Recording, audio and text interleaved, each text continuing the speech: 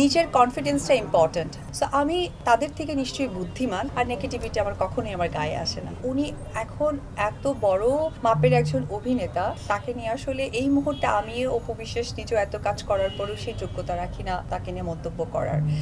সমস্ত মানুষের ক্ষেত্রেই বলবো, সেটা ছেলে অথবা মেয়ে হোক, নিজের কনফিডেন্সটা ইম্পর্ট্যান্ট। আপনি কি কাজ করছেন, আপনি কতদূর কাজ করতে পারবেন এবং আপনার কাজটা মানুষ কিভাবে দেখছে। সো ওই জায়গা থেকে নেগেটিভিটি যদি আমাকে টাচ করতে পারতো তাহলে তো আমি এগিয়ে যেতে পারবো না, কারণ নেগেটিভিটিটা তারাই করেন যারা আমার কাজকে ছুঁতে পারেন না, বিধায় নেগেটিভ করে আমাকে আমার কাজের ফোকাস থেকে বাইরে নিয়ে যেতে চাই। সো আমি তাদের থেকে নিশ্চয়ই বুদ্ধিমান, তাই কাজের ফোকাস থেকে না গিয়ে আমি কাজে চলে যাই, আর নেগেটিভিটি আমার কখনোই আমার গায়ে আসে না। দিদি, আপনাকে আজকাল খুব ভিন্ন স্টাইলে দেখা যায়, আপনার রূপের রহস্য কি তবে আমরা ধরতে পারি মাহফুজ কাজী?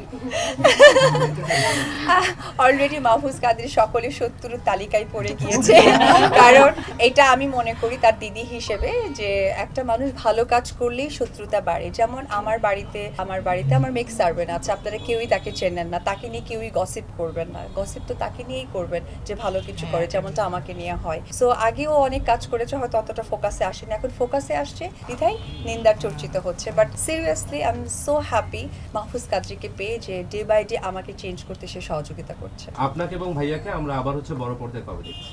এটা আসলে কঠিন প্রশ্ন না, খুবই সঠিক একটা প্রশ্ন।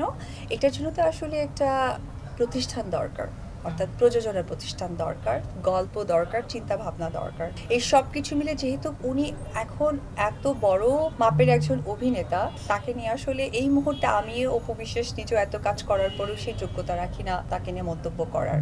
এটা আসলে প্রতিষ্ঠান ছাড়া কোনোভাবেই সম্ভব না ব্যক্তি জায়গা থেকে।